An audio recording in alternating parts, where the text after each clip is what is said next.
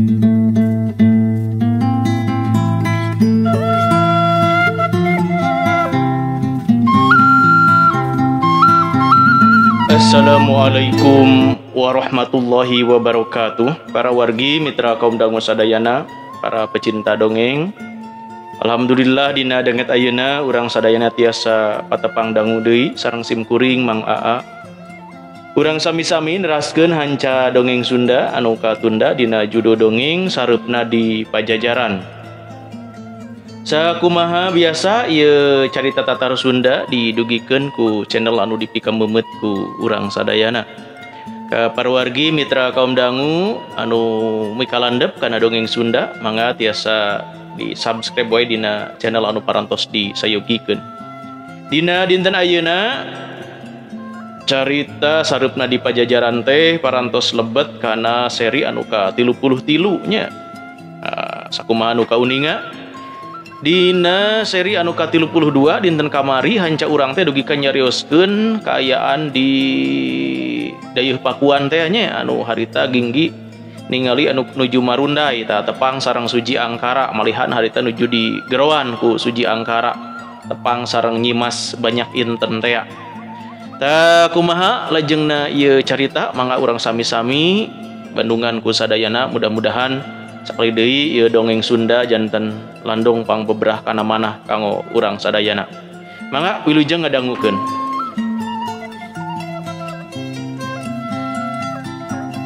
Suji Angkara kungsi ngadenge beja pajah cenah ginggi bisaan nyieun rupa-rupa papasakan.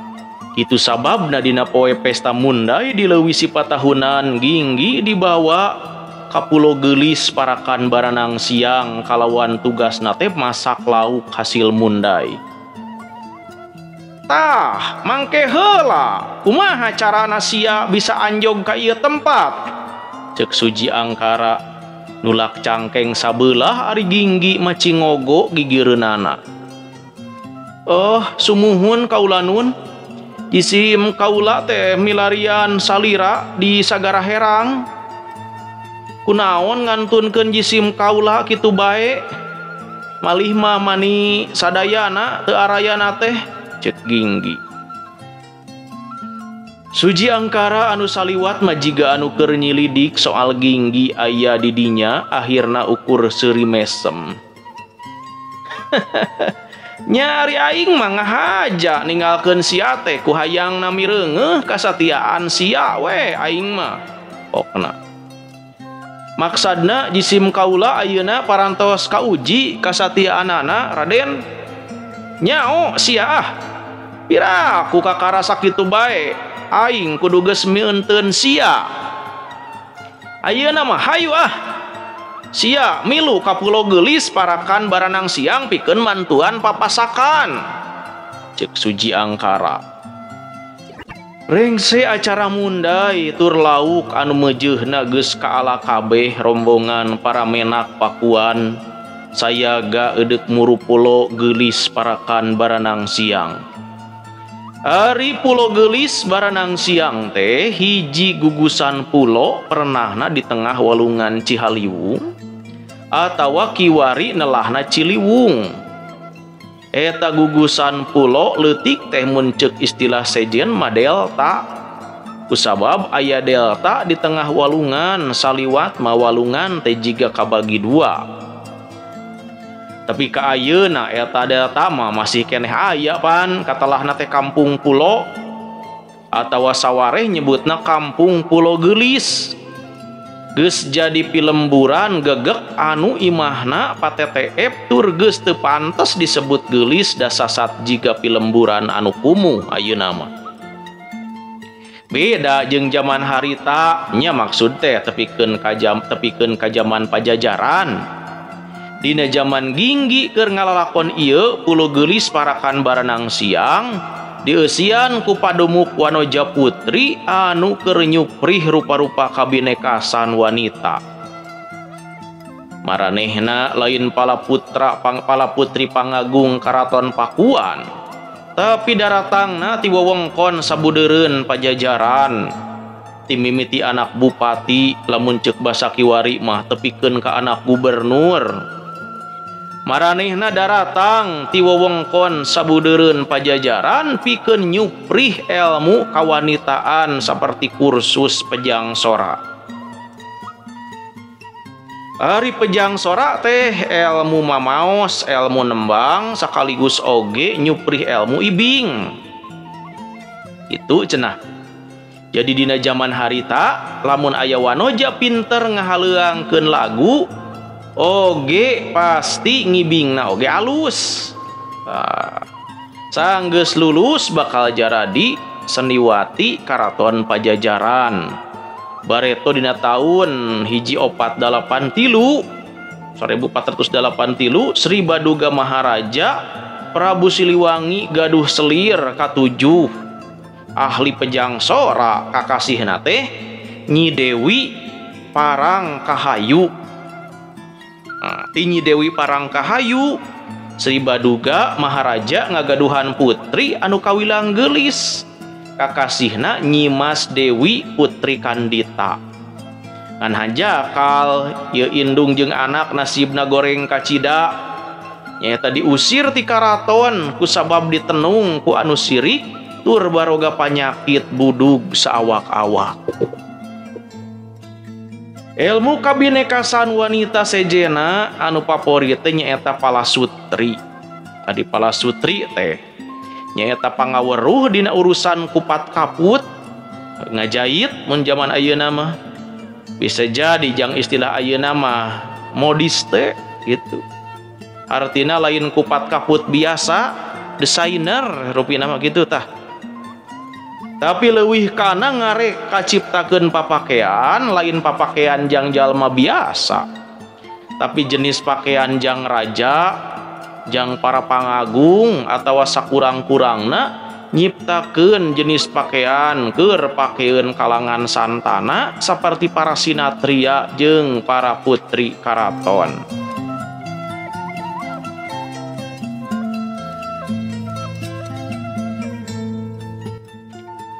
Dina tahun eta para putri anu daratangna ti wewengkon sabudeureun Pakuan tur keur nyuprih ilmu teh nyaeta Nyi Ambra Patrima anu harita umurna 18 tahun. Para rumaja putri sejena anu ngarupakeun anak-anak pangagung wilayah daerah kacatet ngaran-ngaran Nyi Lastri, Nyi Sunjali, Nyi Amrataji, Nyi Diah Pariparna jeung Nyi Suhalianji. Caricingna oge di wilayah Pulau Geulis parakan paranang siang. Sabab didinya nyapuri atawa asrama pikeun para putri daerah anu dina zaman harita katelahna teh karaton Suloa. Duka palebah mana eta urut karaton ayeuna sabab dina catatan sajarah resmi mah teu kapanggih eta teh. Mungguhing kitu ari sajarah Sunda mah aya dongengna tapi eueuh juntrungna atawa sabalikna aya juntrungna tapi teu nyaho kumaha dongengna. Sagala ukur katimu tina beja anu dibejakeun deui. Pikeun muru Pulau Geulis parakan baranang siang teh rombongan anu tas mundai kudu meuntasan walungan kana rakit.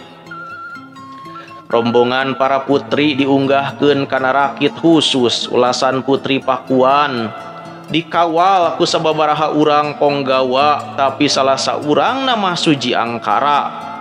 Jalma kadua anu lain ponggawa teh nyameureun ginggi da ngahaja dititah milu dina rakit anu sarua ku Suji Angkara. Seta mah jamedud baeut sabab dititah milu kana rakit anu beda. Hanjat kana darmaga Pulau Geulis kadenge sora gamelan ngungkung. Laleumpang saeutik tetela di dinya aya tempat negla. Di tengah eta tempat aya papanggungan jangkung dipapaes ku rupa-rupa hiasan tina dangdaunan jeung kekembangan. Pikeun papanggungan aya deui panggung urut ukuran leutik jeung rada handap. Tetela sora gamelan ngungkung tejolna ti panggung nu eta. Anu narabeuh gamelan kabehanana para cawene gareulis. Di tengah panggung ngengklak sarua cawene gareulis jeung ngarora. nu ngengklak ngibing teh nuturkeun sora gamelan jeung nu ngawih. Harita teh padon Suji Angkara ngulincer nataan saban awewe geulis. Bisa aneh bisa henteu eta paripola Suji Angkara kitu teh. Disebutkeun teu aneh da apan sarerea oge kitu. Ponggawa murileng kanu geulis ginggi ge sarua. Dina enas-enasna ari jalma mah meureun mika cinta kaendahan, mun lalaki meureun nganggap awak awewe anu sampulur teh aya hiji kaendahan. Matak genah kana hate lamun diteuteub. Ngan meureun anu ngabedakeunana teh nah lalaki neuteub ka awewe alatan resep kanu endah atawa dibarung ku rasa birahi. Suji Angkara mah perlu ngarandeg heula. Sabab sapasang panona hayang seubeuh ngulincer nataan awak gumuleng jeung beungeut anu gareulis camperni anu aya di luhureun panggung. Kakara katembong semu eraeun teh sabab manehna nyaho yen paripolahna diawaskeun ku Nyimas Banyak Inten. Hayu sia Durwiksa, bet sia kalah merod mumual ngalengkah. Cek Suji Angkara nyalahkeun ginggi. Da puguh nya salah kalah kangarandeg heula lah jono dina panggung. Heueuh da aing ngarandeg teh bongana manehna ngarandeg cek ginggi tapi ukur dina hate na ngomongna teh keur mah deui kakak ku gara-gara Suji Angkara ngarandeg atuh rombongan anu ditutukang oge sarua papada ngarandeg. Sarerea arunggah kana papanggungan anu panggedena jeung pangluhurna. Sabenerna eta teh tempat hancengan para putri jeung para sinatria dayeuh pakuan. Ari kalangan badega mah jemprak dihandap dariuk dina saheulai samak mendong. Kajaba ginggi anu milu hanjat ka luhur mah dumeh dititah ku Suji Angkara. Seta anu milu ka luhur ka tembong beungeutna cakueum haseum. Bari meus-meus murileng ka ginggi. Meureun manehna tetep teu suka. Kunaon ginggi terus disina deukeut padahal pangkatna ukur badega tukang diutah-etah.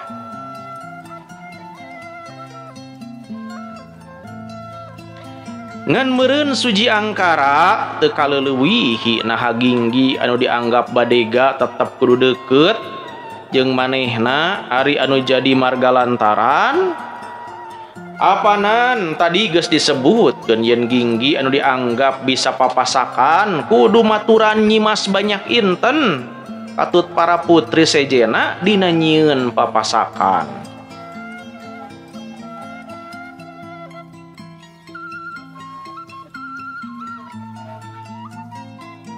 Seta teh begitu genah hatena sanggeus Suji Angkara di luhur panggung ngawanohkeun para putri karaton anu dianggap perlu dipikanyaho. Pon kitu deui ginggi dianggap perlu pikeun mikawanoh para sinatria pajajaran sejena. Sabab hiji waktu sia ku aing bakal diutah-etah nepungan aranjeuna, cek Suji Angkara. Sia geus apal meureunnya kanden putri Banyak Inten mah, cek Suji Angkara.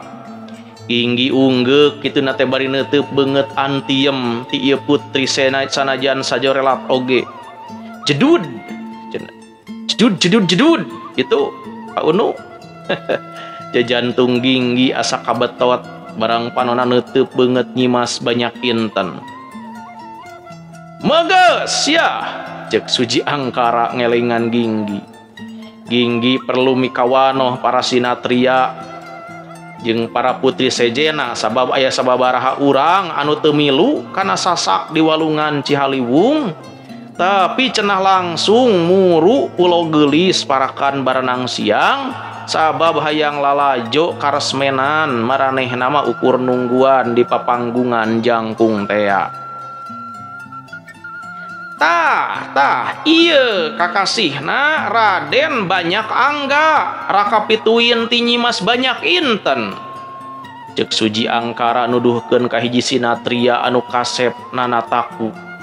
Meureun lamun Raden Banyak Angga eleh kasepnya elehna teh ukur ku Suji Angkara.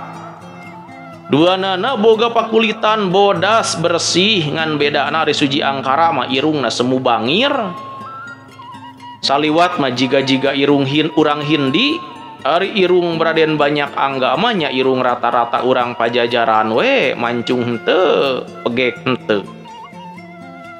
Tah ari putri anu ngadeg digigireun Raden Banyak Angga eta Nyimas Layang Kingkin anu katelah. Taya lian eta teh adik kaula pisan, cek Suji Angkara.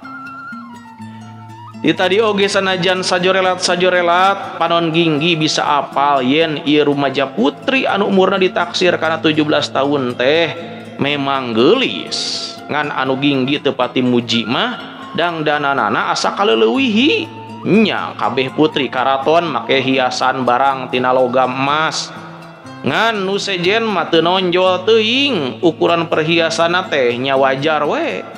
Sabalikna ari Nyimas Layang Kingkin mah kabeh perhiasanna ukuranna galede, kawangge ukuran gede nya kawangge teh mun ceuk ayeuna mah geulang salian tijieun tina emas murni tur ukuranna badag oge ditaretes ku intern permata anu badag tepikeun kalamun ting borelak teh matak serab anu nenjo anting-anting naga lede cucuk gelung muncugu gede Kang Kalung komo leuwih gede dalamun eta Kang Kalung dipake ku budak pasti awakna teh moyongkon cenah kitu da kabeurateuan. Nyimas Layang Kingkin teh geulis saeutik sahandapeun Nyimas Banyak Inten mah ngan anu ngabedakeunana kulitna rada hideung santen. Meureun kitu sababna jang nutupan warna kulitna ieu putri karaton Pakuan teh perlu ngagunakeun pupur atawa wedak anu rada kandel supaya kabireungeuh bodas.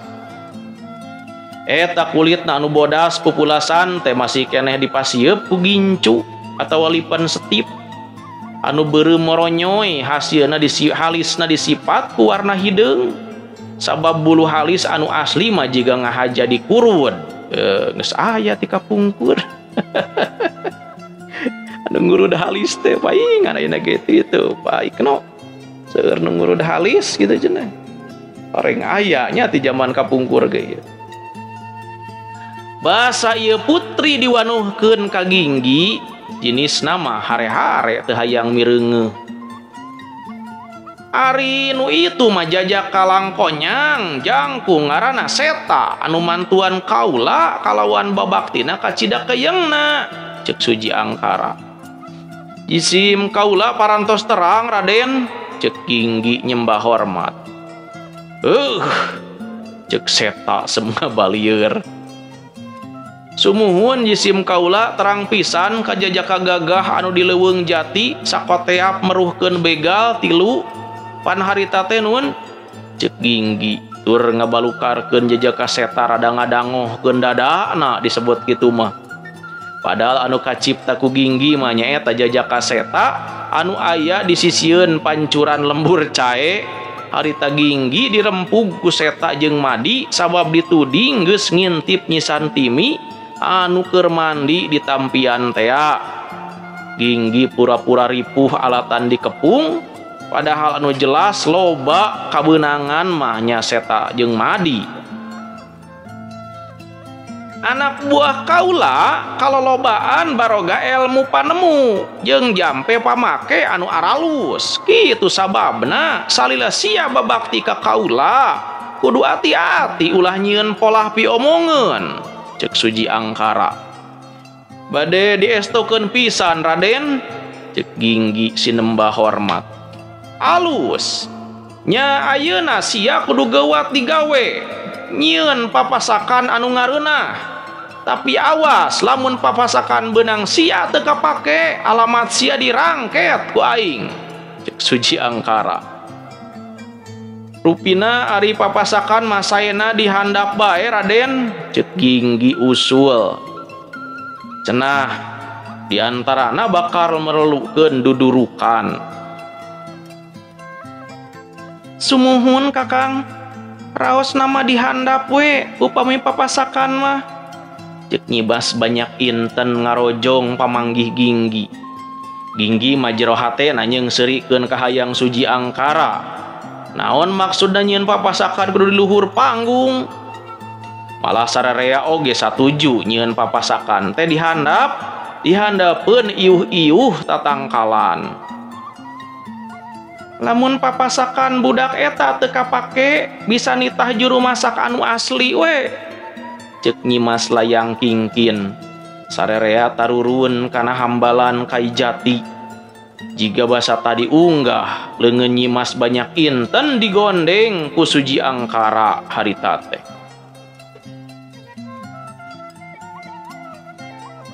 Para wargi mitra kaum dangu sadayana, urang rehat heula sakedapnya. Wilujeng goyak kieu ka sadayana anu masih kene ngadangukeun dongeng terus nadongeng Saduk Nadi Pajajaran dina seri anu ka 33 ieu. Mudah-mudahan dina danget ayeuna sadayana anu ngadangukeun dongeng aya dina ginanjar kawilujengan, aya dina lindungan sareng rahmat Allah Subhanahu wa taala. Amin ya Allah ya rabbal alamin.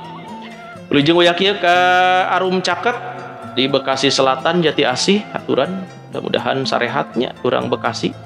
Ka Pak Rohendi oge di Kudus wilujeng ngadangukeun Pak Rohendi. Mamah Gina kumaha damang di Karawang wilujeng manco wae. Ka Teh Nani Widyaningsih di Batam haturan ya urang Batam sadayana sarehat. Ka Teh Entin oge di Buah Batu. Teh Entin Kartini wilujeng ngadangukeun ke urang medar deui dongeng anu sanesnya. Oge ka Teh Rita Ersih di Cimahi sareng urang Cimahi sadayana wilujeng ngadangukeun. Ka urang Banjaran ka Kang Im ka Paroki. Kang Im ka Faroki aturan wilujeng ngadangukeun. Oge ka Kang Sajid Robani di Tasik sareng urang Tasik sadayana. Ka Kang Ali Alun aturan wilujeng ngadangukeun. Oge Kang Jaki Mubarak di Jakarta Barat. Oge Pak Dadi Mulyadi ya Incuang Saturunan Sumedang sadayana. Mudah-mudahan ujung ngadangukeunnya. Ka Undaka Panjawangan oge ti Sunter Jakarta aturan ujung ngadangukeun. Oge ka Pak Kabuyani Atang ya aturan. Lajeng ka Esther Adelaide aturan ujung ngadangukeun. Ka Teh Mutiawan di Sukabumi kumaha daramang. Oge ka Pak Dede Juanda di Jakarta Pusat kumaha urang Jakarta sadayana. Ka Bu Enji di Pandeglang oge aturan ujung ngadangukeun. Oge ka Kang Kanu Nulalana aturan wilujeng manco. Ka Bapak Won oge di Karawang nya Cikampek. Ka Pak Endang oge rajina Bapak Won ye sami wilujeng ngadangukeun. Ka Ren Channel di Ciamis. Ka Teh Hotimah oge wilujeng ngadangukeun. Ka Teh Yom Puspa kumaha damang Teh Yom. Ka urang Kadungora Pak Tedi Rahmat. Oge ka urang Cimenyan ye Pak Aep. Alhamdulillah peribados teh sarasna mah masih kene urang Kabupaten Bandung Pak Ep. Janten kenal sareng kasepuhan Pak Dedi di Cilengkrang karesan sami lah nya sa organisasi sareng peribados. Oge hukum we ka sadayana anu masih keneh ngadangukeun dongeng, mudah-mudahan sadayana nuju dina kaayaan sehat wal afiat. Supados teu nyangkolong ting kana waktos urang teraskeun wae ieu dongengna. Sarerea tarurun kana hambalan Kai Jati jiga basa tadi unggah leungeun Nyimas banyak inten digondeng ku Suji Angkara. Bakal 4 kali tah eta mangkeluk ngagondeng leungeun Nyimas banyak inten. Kakara nyaho cek Ginggi teh dina jero hatena yen kalakuan Suji Angkara sigah kitu. Eta ku pangangguran Ginggi ngitung paripolah Suji Angkara dina dedeuketan jeung Nyimas banyak inten. Tadi basa unggah kana hambalan papanggungan leungeun Nyimas banyak inten digondeng, ayeuna turun digondeng. Engke meureun cenah unggah deui pasti digondeng. Turun deui lamun edek bubaran digondeng deui. Tuh benernya 4 kali basa unggah kana rakit mah ku aing can diitung ceuk teh Ginggi awal. Dihandapeun iuh-iuhna tatangkalan Ginggi nyieun papasakan sasat sakabehna dipigawe ku manehna. Eta edek naon si Anwar awi sagala ceuk Suji Angkara. Bade ngadamel lemeng lauk tagih Raden. Tembal Ginggi, lemeng sumuhun lemeng teh papasakan anu diasakan dina ruas awi. Daging lauk tagih dibalurkeun heula ku samara, dibalur heula ku samara. Aya laja, aya koneng, aya surawung, bawang bodas, bawang beureum, katuncar bubuk, pasihan uyah sakadarna. Brus ruas awi dibubui kana durukan ke upami ruas tos tutung nembe dijahit ceuk Ginggi. Sabot subat sibet popolah para putri kaasup oge para sinatria ronghok lalajo. Sebut nungguan lemeng asak Ginggi oge subat sibet neangan daun cau anu rarubak manehna nyokot lauk balidra anu badag. Balidra hiji sagede orok, sisitna dipiceun geus kitu jeroanna oge dipiceun ngan sanggeus jeroanna eueuh beuteung lauk balidra diasupan samarana teu jiga anu tadi sabab nu ieu mah ukur rendosan gula beureum, asem, uyah, bawang bodas, bawang beureum jeung gajih lauk kabeh direndos. Sawareh dibalurkeun dina jero beuteung lauk, sawareh dibalurkeun dina kulit lauk anu geus diturihan. Geus kitu lauk balidra sabeuleu genjeurna dibungkus rapih ku daun cau sababaraha lapis ditalian pageuh ku tali nu dijieun tina gebog cau brus dikana durukan seuneu dibubui. Ieu teh naon ngaranna ceuk Nyimas Banyak Inten. Jisim abdi mah nyebatna lauk gebog, hartosna lauk anu dibubui sabada dibungkus ku daun gebog ceuk Ginggi. Bari neuteub beungeut Nyimas Banyak Inten seblak nyud cenah aya nu nyeblak dina jero dadana. Salaresna papasakan punten salaresna papasakan gebog sanes kanggo ngasakan lauk da biasana mah daging mencek nun ceuk Ginggi. Agul dumeh ditanggap ku putri geulis. Sabot mulak malikeun papasakan teh terus we manehna ngabamblam nerangkeun resep cenah. Masak daging gebog anu dijieun tina daging mencek. Sakanyaho kaula papasakan daging gebog mah baheula katubangan khusus ingkang buyut Sri Baduga Maharaja. Ngan saeutik anu apaleun teh kitu ge ukur juru masak karaton. Jalma kuricakan mah moal apal ceuk Nyimas Banyak Inten. Demi ngadenge caritaan Nyimas Banyak Inten kitu ampir kabeh para nonoman karaton marelong ka Ginggi. Meureun maranehna mikir ti mana Ginggi apal kana papasakan anu pang dipikalandepna ku ingkang Prabu Siliwangi kira 70 tahun kalarung. Padahal eta teh papasakan anu dirusiahkeun ku para koki karaton zaman harita. Ginggi hatena ngagebeg reuwas, memang bener ceuk Ki Darma harita ieu mah jenis pasakan anu dirusiahkeun, malahan dirusiahkeun pisan sabab ukur hancengan raja ge raja baheula lain anu ayeuna. Sabab pangabisa papasakan anu katelahna daging gebog ukur dipikanyaho ku para koki karaton dina zaman Sri Baduga Maharaja Prabu Siliwangi. Tur pangabisana kabawa paeh teu kungsi kawariskeun ku para koki. Jadi meureun rada aneh lamun ieu papasakan kawariskeun ka jalma kuricakan samodel Ginggi.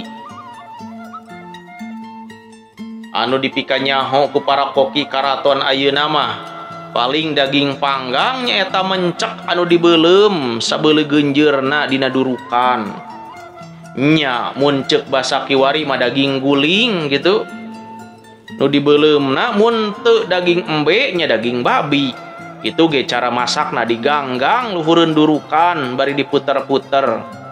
Ari daging gebog mah dibubuy dina durukan badag. Sanggeus daun caut tutung dijait, geus kitu brus diasupkeun kana angeun anu keur ngagoplak atuh anu keur ngagogoplak. Eta angeun teh geus meunang nyamaraan nya mun punten para wargi mitra kaum dangu sadayana ieu rupina mah aya kalepatannya dina ngajilid bukuna ya. Kurang langkungan we sakediknya. Sapasang pipi nyimas banyak inten kabireungeuh beureum lain pedah tapak diseureud engang tapi alatan jeletotna sambal dadak tea.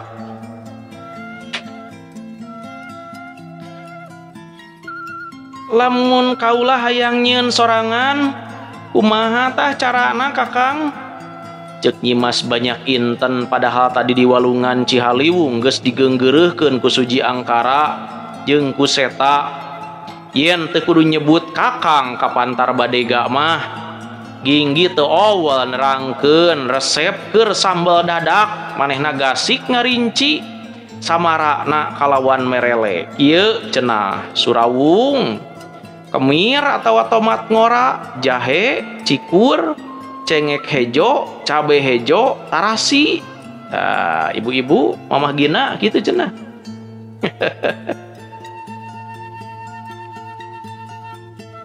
Sakedik seueur nama gumantung kaperyogian bae Gusti Nyimas. Namun anu kedah diutamikeun nyata diutamikeun mah jahe sareng cikur.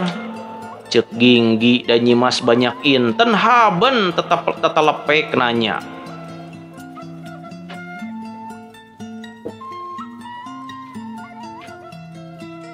Teu digulaan henteu Nyimas teu diuyahan henteu margi rasa asinna mah tina tarasi Gusti Nyimas. Cek Ginggi. Oh kitunya. Sawaktos ngeuretan bahan teu kedah rata teu kedah rapih sahinasna we malih dina ngarendosna sami sahinasna teu kedah lembut teu kedah bubuk. Cek Ginggi ngabuis asa kaalem asa ditanggap ku anu geulis. Deuh mulang ka imah mah kaula pasti poho deui hiji waktu mah Kakang dongkap atuh ka Puri Yogas Citra nya. Kaula hayang diajar secara langsung. Cek Nyimas banyak inten. Lah barabe adi keurna nahaon aya puluhan dayang pasti maranehna jauh leuwih bisa. Cek Nyimas layang kingkin. Seta maka tembong jebi biwirna mani nyingcung nyungcung be eta seta.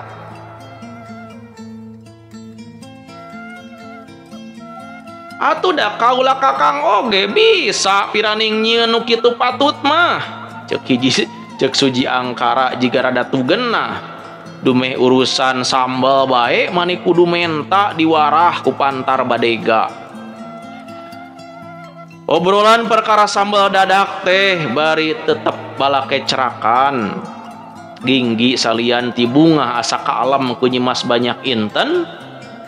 Oge hatena ngarasa longsong sanggeus sarerea pahibut kana kadaharan jeung geus teu hayang tetelepek soal resep papasakan boga natea.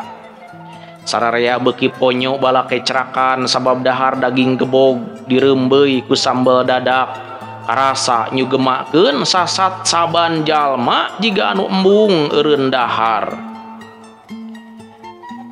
Anu teu milu balake cerakan mah ukur Seta jeung Ginggi. Seta ukur nangtung di sisi wahangan. punten di sisi hahalang papanggungan bari ngawaskeun kajauhna jiga ponggawa anu keur jaga keamanan.